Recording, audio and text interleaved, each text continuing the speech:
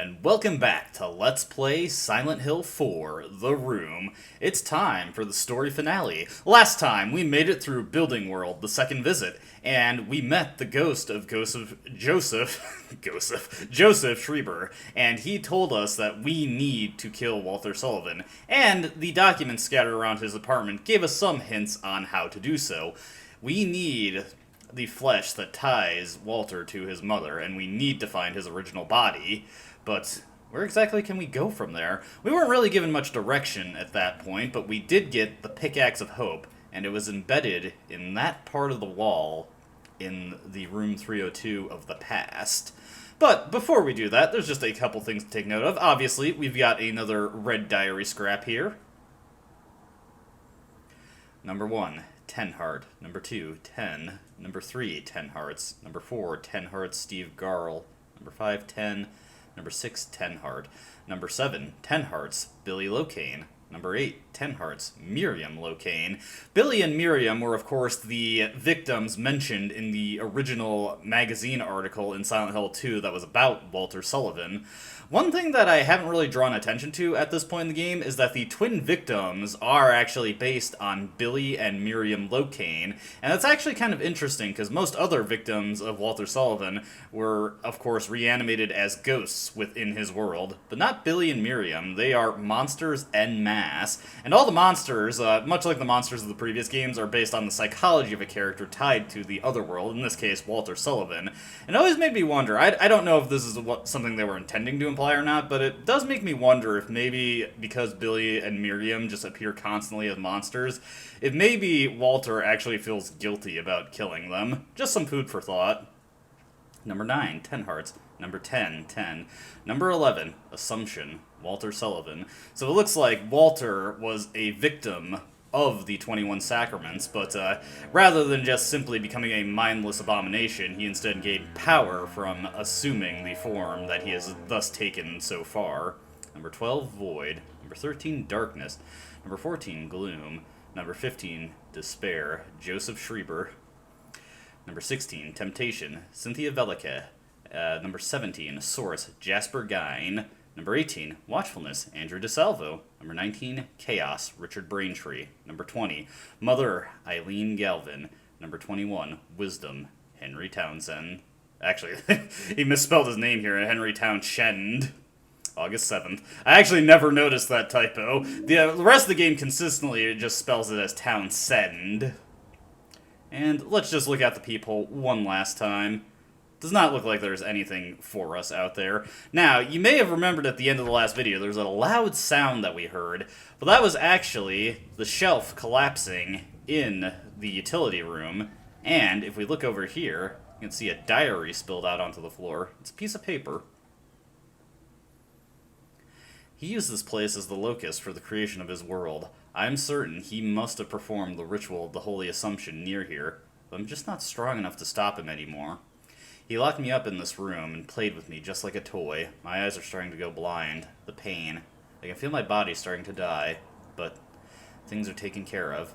Whoever lives here after me, you'll be the 21st, the last of the sacrifices. I leave it up to you. When the bell tolls, the ritual begins. Eileen equals Mother's body. Blood, part of the Mother's flesh, equal the Super's room. This is all that I've been able to figure out. I hope this letter gets to you in time. Joseph Schreiber. So, that's the last memo of the game. There are a couple of sort of memos in the game to collect at this point, but that's the last one that actually goes to your running total of memos. So, if you're going for a max rank, that is the last one you need to collect, and it's pretty easy to forget that that's there and not grab it. Now, if we examine this wall over here, you can kind of notice how it sort of has like an uneven paint job. It's really globby in a lot of places. Like it's like either got like a really bad plaster foundation, or somebody applied a little too much primer, or they just didn't make sure the paint didn't have any bubbles in it. Quick and dirty. If we were to smash this with the Pickaxe of Hope, we can see that Henry's apartment all along had another hidden room, a new hole to go through. Let's check it out.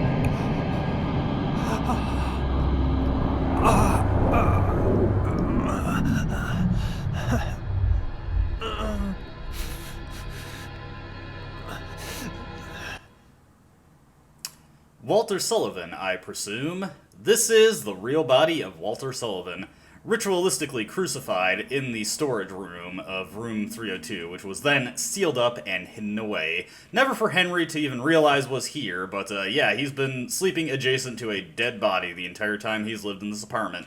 Kind of one of those things that makes you a little paranoid to think about. There's a lot of ambiguity over if Walter really did commit suicide in prison and then just his revenant spirit fetched the body afterwards and placed it in room 302, or if Joseph's theory that the man who went to prison and committed suicide was not the real Walter Sullivan. The game never really elaborates on what's real, but that doesn't really matter to us at this moment. What does matter is Walter, his body, is tangled up in some kind of pipe. Should I investigate? There's something in his coat. And if we look in the coat pocket, you got the keys of liberation. Extremely evil-looking keys. Okay, sorry, that's just a little funny. Held by the corpse of Walter. So yes, the keys of liberation. You got anything else to say about Walter, Henry? Is this the real Walter Sullivan? It smells terrible. I guess he's been here from way before I moved in.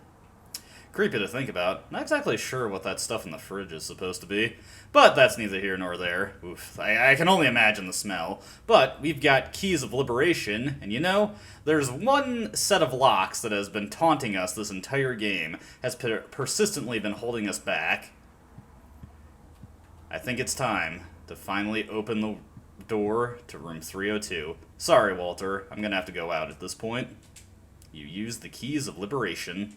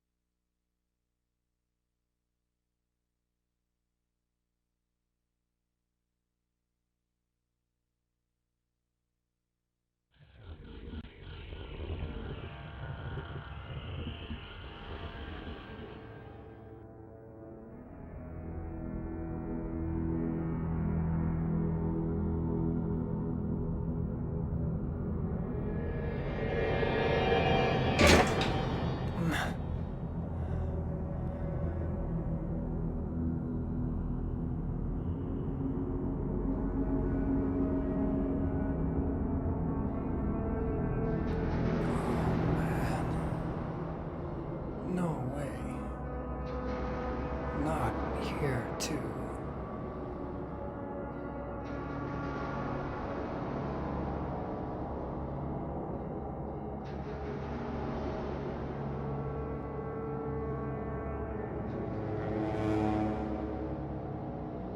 Eileen? So, it was one last gotcha moment from Walter Sullivan. Henry had no hope of actually escaping from room 302. He's been in the other world the whole time, which goes to explain why people who were at the door couldn't hear him in the slightest. And more curiously than that, Eileen seems to have been warped to apartment world. Now at this point in the game, I am going to quickly abandon Eileen. You can actually completely safely abandon Eileen in this section of apartment world, and the damage she will take from it is negligible. The reason that you can do this is while Eileen does have a moment later where she has a cutscene, she automatically teleports to that cutscene when it's time for it to play. So you actually do not have to worry about escorting her to it, and like I said, the damage she's going to take from being abandoned at this point is extremely minimal. Possibly none at all, based on how well I've been protecting her, and she'll just warp to where she needs to be taken, and there are a lot of enemies in Apartment World Second Visit, a lot, so the potential for Eileen to take a lot more damage this time around actually is something that's a bit of a concern. She's much more at threat here compared to Forest World, so that's just what I'm gonna do here, and I'd honestly recommend it. It's much easier to get through this place without having to cart Eileen around. This is the one time where you can optionally abandon Eileen, and it is the ideal thing to do even on hard mode. Heading into here, Apartment World has gotten a bit of a redesign. I always forget where I need to go here. We want to go down these stairs, which will immediately take us to the second floor. You probably noticed that the third floor was gated off. There are a bunch of items to collect in Apartment World. Oh, hey. And here is a new variant of enemy that we've, of course, been fighting up to this point in the game. You can't really see it, but... wait, hey. If I could just see this thing, I could explain what it is. This is the bottom, an upgraded version of the Twin Victims. They are much more durable than Twin Victims, but they don't really hit any harder. Ooh, hey. Looks like that one from up top managed to get down. Alright, let's just let them close in. And give them a good swack. Swack? Give them a good whack. And we can go back for that health drink. Nutrition drink, sorry. Gotta get my terminology right. I'm just going to use it immediately. As you can see, I cleared out basically every item that I had from my inventory. You don't need to carry too many items at this point. Actually, I think there's an item on the third floor that I forgot. Never mind, we're going back up. Fortunately, that twin victim that we whacked down there, that was the one that had spotted us on the top floor. Managed to navigate the stairs quite well. Here is a Saint's Medallion. That's super critical to collect this, but we will be coming across a couple of ghosts in the lower levels of the apartments, so we may as well just take it and equip it to ward those off. But yeah, there's actually no inventory management aspect to Apartment World's second visit, so you don't have to worry about keeping space for specific items anymore. Alright, heading into here. Whoa, Walter. Yes, Walter is on the other side of that gate. He was conspicuously absent from Building World's second visit, but now he'll be hassling us again as we traverse Apartment World. Here is the final Sword of Obedience in the game. We'll take it, but there really isn't much reason to grab it at this point. You will come across the new victims at least once in various places in Apartment World if you had not pinned them previously. We've already pinned them all, so I'm not overly concerned about that. For the longest time when I was learning this game, I never got the second Sword of Obedience in the Building World first visit, so I was actually never able to pin Richard, and I did have to work around him when coming through here every now and again. I don't think there's anything in room 204, but let's check it out. Thankfully, the doors did not relock in this area, and you don't need to get the keys again. Looks like there's a nutrition drink, and then there's Walter just camping out over there, so yeah. Just run past him and try not to get shot. Fortunately, the nutrition drink on the counter here will allow me to just heal myself up. So yeah. Take some damage, get some healing. All good, all good. Yeah, no real reason to go in there, but hey, free nutrition drink if you don't activate Walter. Now, heading out onto the second floor stairwell, the access to the first floor is going to be blocked off here, but the access to the third floor is not. Also, we've got patience here, so we just want to back up, slowly charge up our axe strike, and give them some good whacks here. And I should be able to hit both of them with this one. No, but I still have the opportunity to... Oh, never mind. Okay, let me get them onto one side here. Oop. Come on. Yes, okay. This should hit both of them. I believe there's 6 of them in this hallway. It's pretty crowded in here. This can be pretty dangerous. This is another one of the areas where it actually does become rather dangerous to escort Eileen through. One thing to note is I mentioned in the hospital that the patients have a sort of short strike with their forearm. If you get up to them before they're revving up a, whacking frenzy with their pipes. So be mindful of that. And we'll just take her down. But yeah, the scenery is rather chaotic in Apartment World's second visit, and those creepy noises in the background. Over here, we've got another pack of pistol bullets. So we'll just grab those. And go into the third floor. Now we have access to Eileen's room and room 304. I forget if there's anything in room 304, honestly. But hey, we've got some time, so let's check it out. Heading into room 304, probably I can expect either a party of twin victims or an ambush from Walter or something. Oop, Wallman. Close enough. Let's see, anything down this way? As a matter of fact, yes, we've got a nutrition drink here. Should give me some healing if I happen to take a slap. And we'll just get on out of here. Not overly concerned about checking out the rest of that. Now, room 303, on the other hand, actually does have some interesting stuff in it. particularly if you are on a playthrough loaded from a 10-star file. Heading into here, of course, we've got things that do not look so good from Eileen getting attacked here. We've got revolver bullets, got a patient waiting to ambush us, but they're not too threatening. We'll just take her down and give her a quick stomp. I believe that revolver bullets that we just picked up might be the last pack in the game, but there is another place where there might be. Eileen's got a spare handbag here. Let's go check out over here. Looks like we can't get into any other rooms. Now, if you are loading from a 10-star file, you can actually find a nurse's outfit on the chair here, and if you have that outfit in your inventory when you complete the game, you unlock a new costume for Eileen on repeat playthroughs that you can choose. Of course, a nurse outfit. I've already collected it, but I do have footage of what it looks like to have it uploaded as a stream VOD on my channel. I did a live stream practice attempt, and I happened to get a 10-star run there, so check that out if you're interested. It's not super fascinating, but basically, to get the nurse's outfit unlocked, you just need to grab that outfit and have it in your inventory when you defeat the final boss. You can't just collect it and put it in your chest. You need to actually have it in your inventory, so be mindful of that. Heading down this way. Anything in this room? I honestly wouldn't recommend checking out most of the apartment rooms. A lot of them don't really have anything that helpful in them. But if you are taking some damage, you can get a little bit of healing here. Is there another cassette tape in here, maybe? We'll go check out the other room back here. Let's see. Just a nutrition drink. Oh, we'll grab it just for the sake of it. Actually, starting to get quite a few items. I don't know if I'll be able to grab everything in the area. Not that it matters a huge amount. There's nothing critical to grab here. Okay, I misspoke there. There is one item we need to grab, but anything else is fair game. Heading into this room, we're in room 206, so we're pretty close to Richard's apartment. We want to head down this way, all the way to the end of the hall, because the access to Richard's apartment is right here. Walter will start chasing you in that room, but he's not too much of a threat. If you failed to grab Richard's revolver on your first visit, you can grab it now, but, yeah, it's honestly not that useful in general, and it's definitely not useful now. Okay, looks like we got some pistol bullets here. Alright, so I can take one more item. There is another healing item I can grab. Or heck, maybe I can pin a victim ghost when we come across one, just for the fun of it.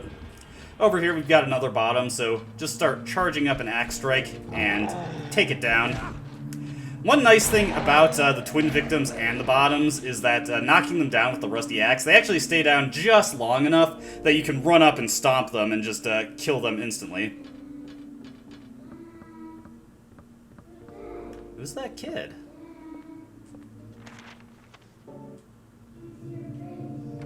Weird. Sounds like a lost child looking for his father. Wonder what that could mean. Let's see, in this apartment, anything to grab here? I think this is where we got the skin mic tape the first time around. Nothing in the bathroom.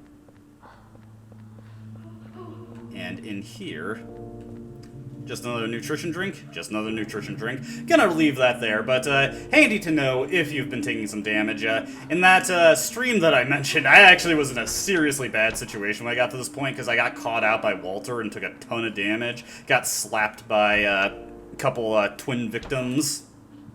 Alright. I think this room might have something important in it. Let me see. Henry's looking at something. There's a holy candle. We obviously don't need that.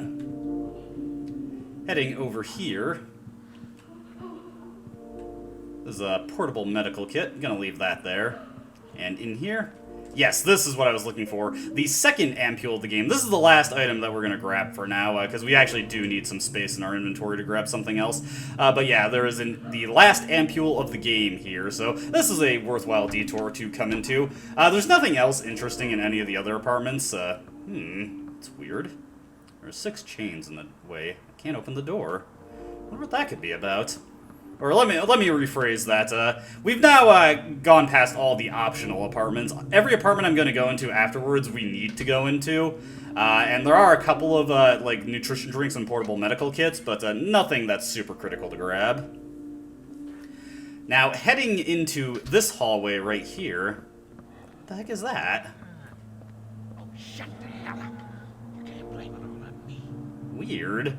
But we've got these sort of hanging Walter Sullivan apparitions, and we actually need to investigate all of these. Heading over here, we've got some One Truth wallmen. Kind of interesting, but nothing you really need to deal with. It's easy to get past them and get that portable med kit there if you need the healing. I told you we shouldn't have a baby, didn't I? I think I can figure what this guy is talking about, but you need to investigate all of these hanging Walter Sullivan apparitions, because each one undoes a chain on Frank Sunderland's room. Alright, let's let this twin... Whoa! Just barely timed that charge strike correctly. They're very random about when they do the flying headbutt, so very frequently I end up getting hit by those. Here we've got more bottoms. Kind of an unfortunate name, honestly.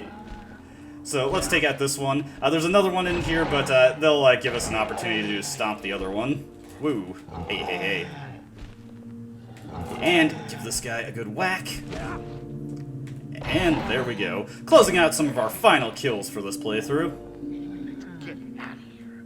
Are you standing anymore? There are 2 apparitions in the hallway, and then each apartment in this hallway has one. So you gotta enter the 4 apartments to find it, and then talk to the 2 in the hallway. I think the one in here is just right by the start. Okay, so we got That superhero's in wearing trouble. There's something about that guy. I just don't like the look of him. I figured, what the heck, why don't we actually pin this guy? As you can see, the standard victim ghosts are much weaker than the new victims, so very easy to deal with them. I kind of wish he had appeared before I went into the One Truth room. I could have grabbed that portable med kit. Oh well. Here we've got the last bottom that we're actually going to fight. So let's let this guy get close to us, and... Oh, whiff the strike there. That's okay, though. So let's let him get a little close, and this should connect. And give him a good old stomp. And there we go. That's the last normal enemy I'm going to fight. It's just the final boss from here on out. Little crybaby. For some reason, that line of dialogue, it cuts off the stupid part. You always just hear the little crybaby. And man, how inconsiderate, that baby, being a baby and crying and stuff. Ridiculous. And here's the last one. Hurry up. Get back. So, if you didn't catch what's going on here, this is, of course, memories from the night that Walter was abandoned. Obviously not something that the Walter Sullivan himself would remember, but looks like the apartment, South Ashfield Heights, remembers for us. Now that we've checked all those out, let's return to the central room and...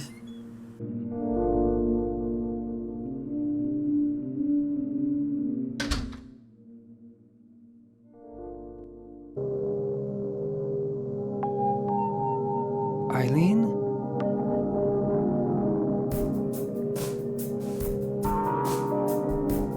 It's terrible. That poor little boy.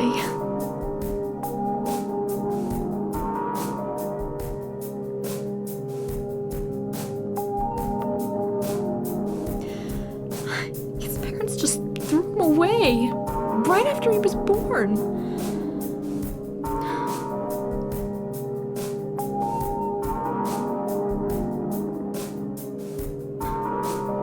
Poor thing. He really thinks that room 302 is his mother. I've gotta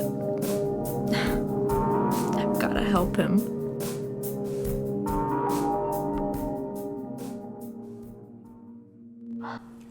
Do note that cutscene can actually vary slightly depending on how much damage Eileen has taken. I'm just trying to get a good look at her back here. She's looking a little discolored, so she probably did take some damage from being abandoned there, but not anything that's going to affect the upcoming sequence of events too heavily.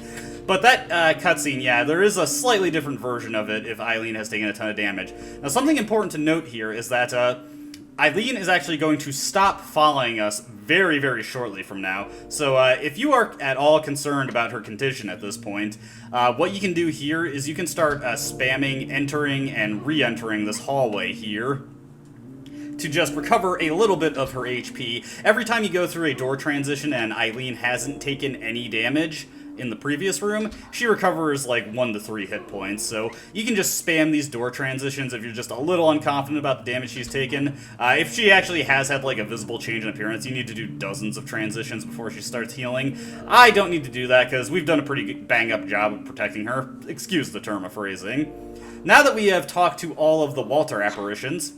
hey, Eileen sneezed. That's a rare event that happens every now and again. We can enter room 105. If you remember, Frank Sunderland has been keeping Walter's umbilical cord stored here, so let's just take that.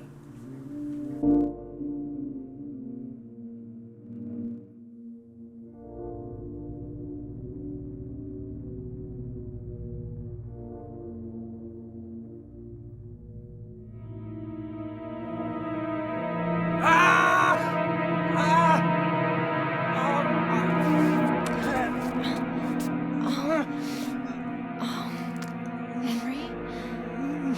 Are you okay? It's Walter. He's crying. Even finishing the 21 sacraments? It won't help that boy.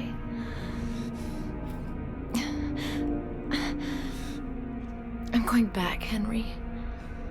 To the room where he is.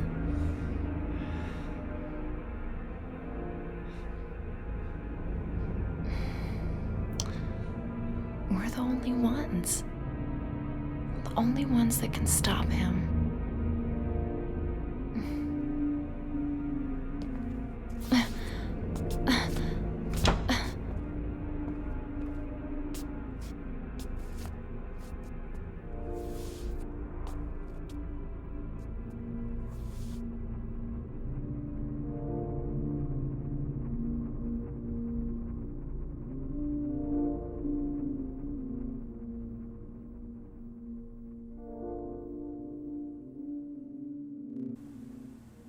At this point, Eileen splits off with us, and we no longer have to worry about protecting her. We've got Walter's umbilical cord.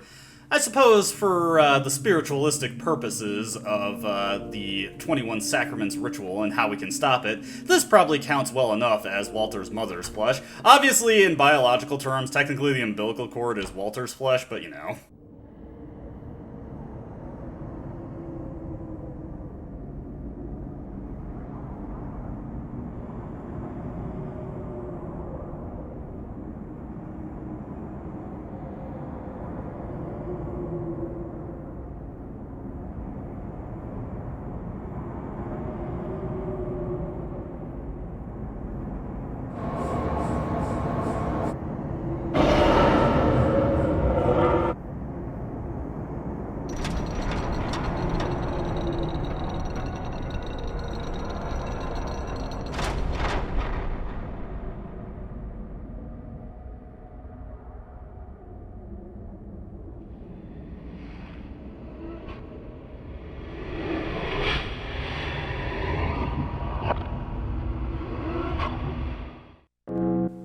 So, with that little creepy scene out of the way, what's this here?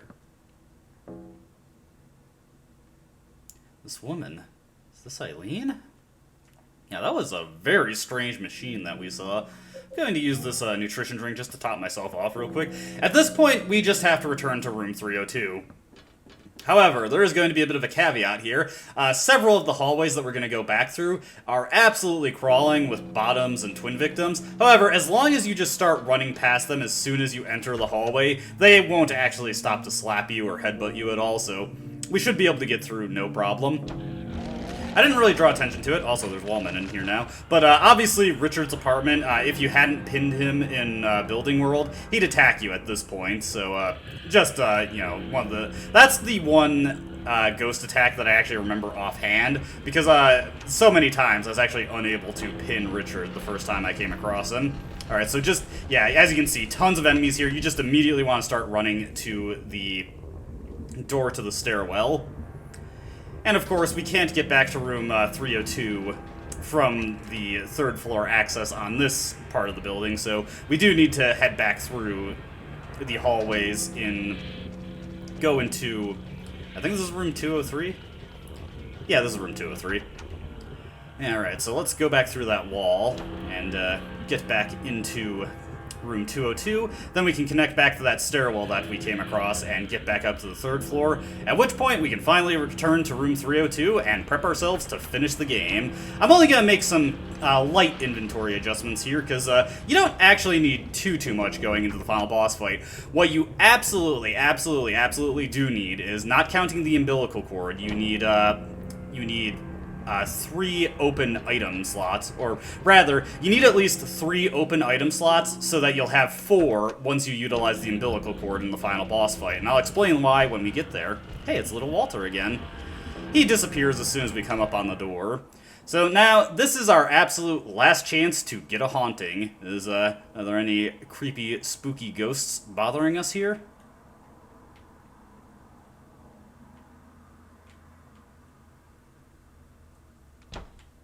Alright, let's just go check that radio. And yes, we do have one last ghost. It's not critical that I deal with it, but you know what? Just to say that we got all of them.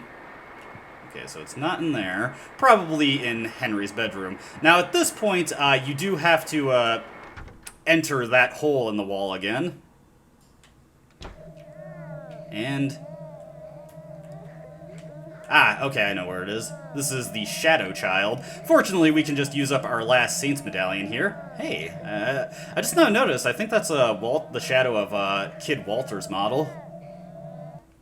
But yeah, he just blinks out of existence. As you can see, the Saints medallions actually take quite a while to dispel hauntings, and they also take a serious beating in terms of their usability from doing so. So I wouldn't recommend using Saints medallions for purging hauntings, but if you want to, by all means, go nuts. Okay, so want to drop off all our ammo here. Not going to need the Saints medallion either. I already topped myself off. We're going to have our ampule, and actually we're going to take the other ampule. Not that I actually, if this goes right, I shouldn't have to use either of these, but they're the best healing available. And I want the Pickaxe of Despair. Now, in the event that I screw up the upcoming fight, I'm just going to make a quick save here, so hold on just 1 second. Alright, and we're all prepped for the final battle. Make absolutely sure you have the umbilical cord, and make sure that once it's used, you'll have 4 free slots in your inventory. Absolutely critical if you want to get the best ending possible. For the best ending, we've already completed half the requirements. We've expelled every haunting that we've had to deal with in the apartment. Because I've expelled more than 4 hauntings, okay, let me put this way. Since I've expelled every single haunting we've gotten up to this point, I got like 7. I honestly could have ignored that haunting and still, the shadow boy in the closet. I could have ignored that and still have gotten the best ending in the game. But you know what? We've expelled all of them up to this point. Why let one get away? What's the other factor for getting the best ending in the game, though? Well, that will become apparent in a moment. However, entering the storage room, he's gone. Walter's body is gone. Where could it be? Hey, underneath it kind of looks like a hole. And the depression. Wait a minute. This is no normal depression. When I stare into it, I feel like I could be sucked in. It's like it's connected to some other dimension. Or maybe it's like a hole that once you enter, you can never leave. Will you go in? Well, I don't see any other options at this point.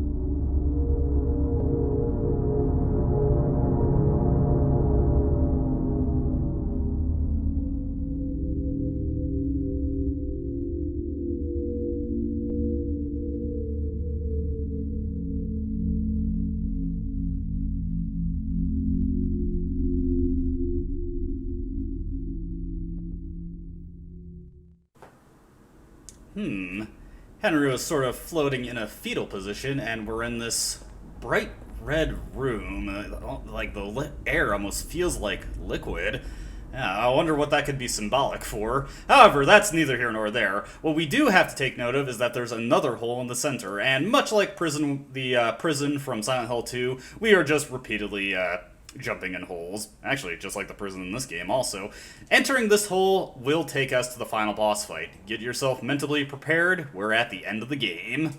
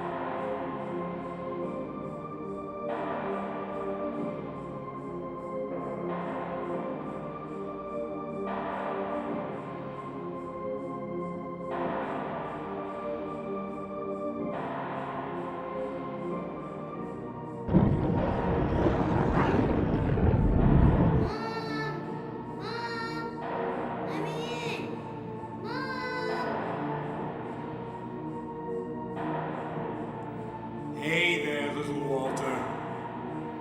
Just a little longer now. Henry, you're it. The last of the 21 sacraments. The final sign. The receiver of wisdom.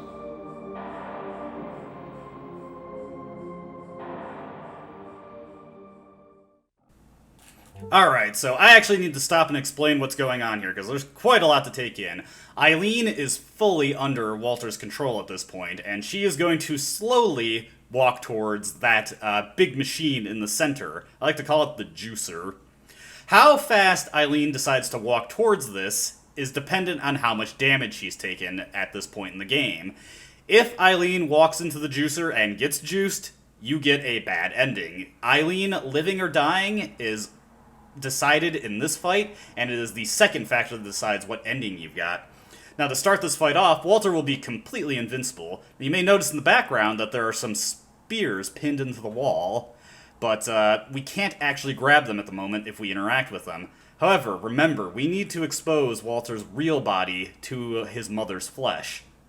And his real body is that big beast in the center, known as the Conjurer. So make sure you have the umbilical cord selected, and we want to run up to the Conjurer. You want to get right underneath it and use the umbilical cord. The hit detection for it can be a little weird.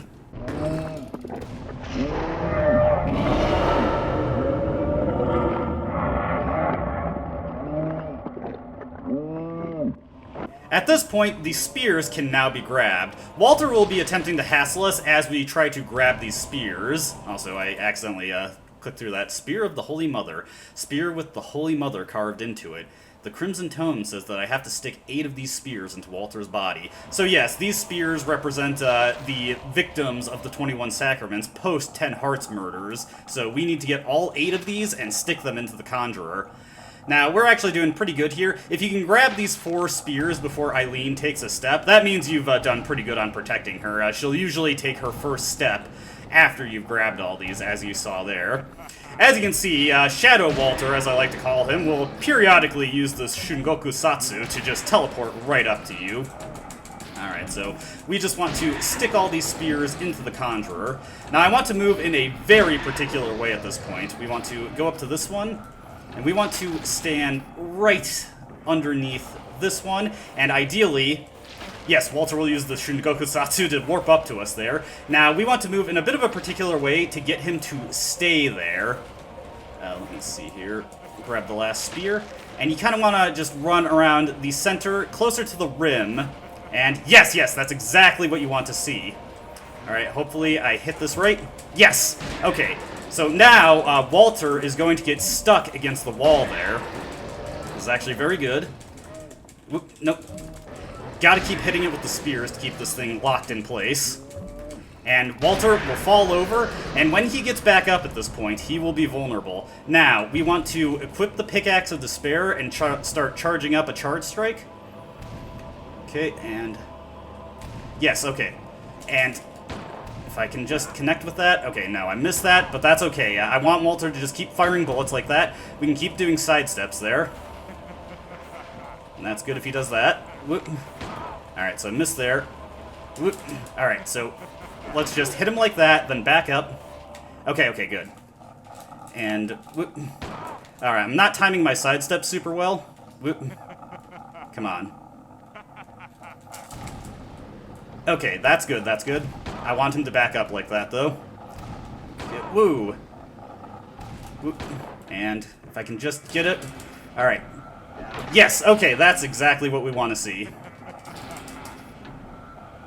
And now, we can just start doing light strikes with the Pickaxe of Despair while we charge up a Charge Strike, hit him with the Charge Strike, and he'll be stuck like this, and we can kill him super fast like this. Okay, this isn't the perfect setup. Honestly, if he doesn't get stuck like he's supposed to right away, I'd recommend getting him to back up with the Rusty Axe instead. But this is the fastest way to kill Walter. With the Pickaxe of Despair, just doing these normal strikes while you buffer up a Charge Strike. And this kills him, I want to say, like, in 9 or so Charge Strikes. The best way to beat him if you do not have the Pickaxe of Despair is to just get him up against the wall and repeatedly do Charge Strikes from the Rusty Axe. It's a bit random, but Walter will fall... Oh, there, he's already dead. But it takes 26 or 27 Charge Strikes from the Rusty Axe to kill Walter. I actually did count that out.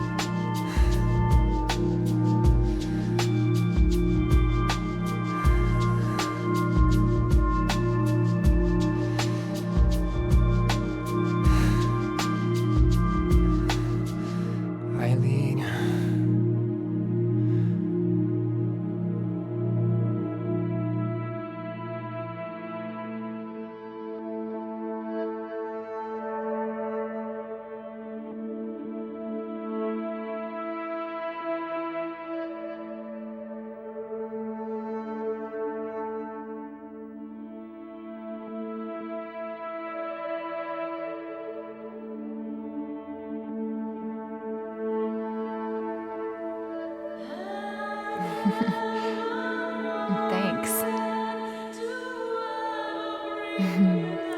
Aww. Guess we'll have to find a new place to live, huh?